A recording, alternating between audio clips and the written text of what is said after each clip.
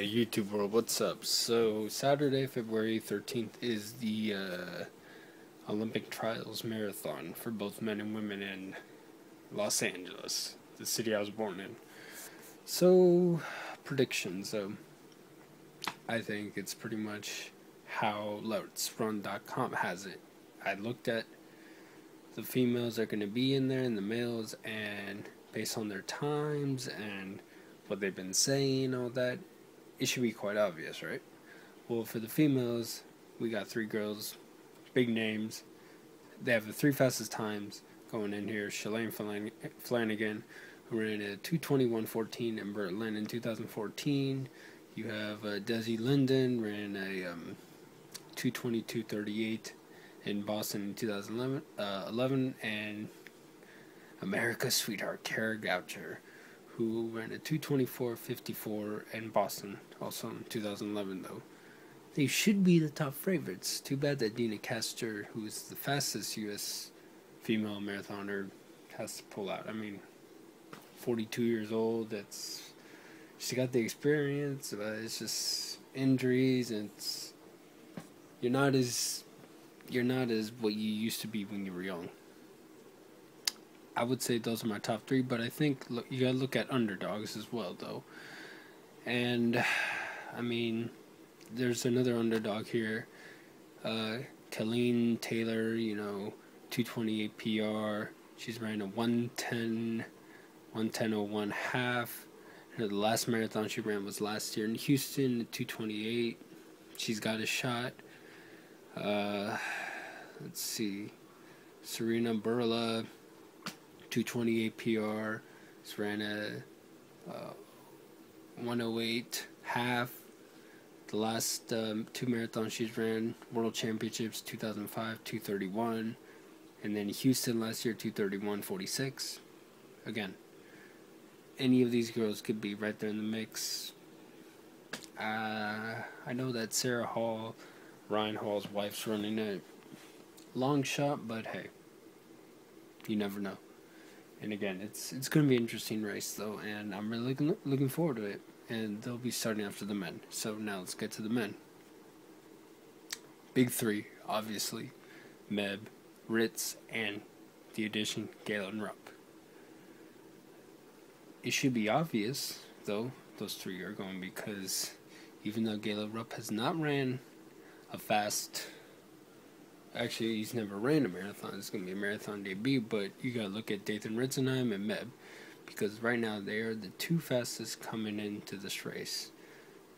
Ritzenheim has ran 2:07.47 in Chicago in 2012. That's his PR. And then, of course, Meb, with an amazing victory that he ran in Boston in 2014, 2:08.37. He's 40 years old. Age is just a number to him. Guys, I also thought that were going to be just like Dina Castor, out with injury, stress fracture, Ryan Vail, though. He was a good potential, though, because I know that in, when he, I gotta look for his time really quick, because he did Chicago, and he also qualified as, in the Worlds in 2013, I believe, or 2015, though. I gotta double check his time real quick. Yeah, I hate when internet is just ridiculously slow and you're like, what the fuck, But when injuries plug you, it's, what can you say, you're out of it. Yeah, see, okay, Ryan Vail, 2:10, personal best that he ran in London in 2014. He's ran a 1:02.04 in the half, and don't forget, though, 2014 he ran New York 2:15.08. I mean, he had a good shot, but injuries plug him. So, who could be contenders? The dark horse? Well, there are a few guys, though. One guy who has a really fast time is up there, and he was maybe a long shot a year and a half ago, but not anymore, is... Bro, I can't pronounce her last name, but Luke Puskidrea. I apologize, man.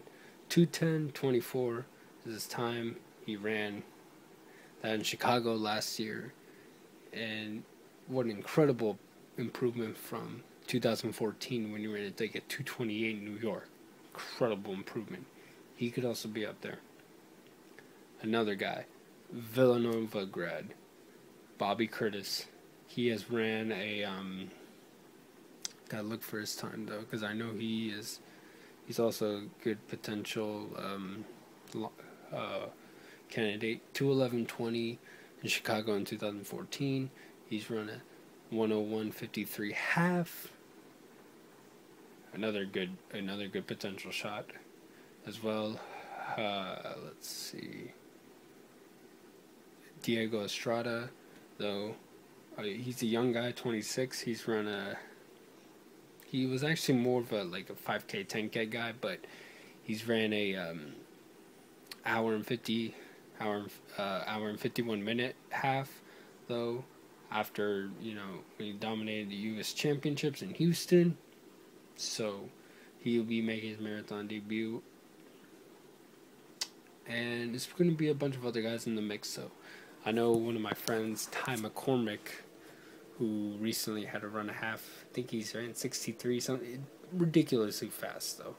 He's going to be in there. So again, just like the men and women's races, you got 3 names that are obvious choices to go ahead and take those spots, but you have 2, 3, 4, maybe 5 more other people from each field that could take that 3rd spot, maybe that 2nd spot. I don't know about that 1st spot, but it'll be really hard.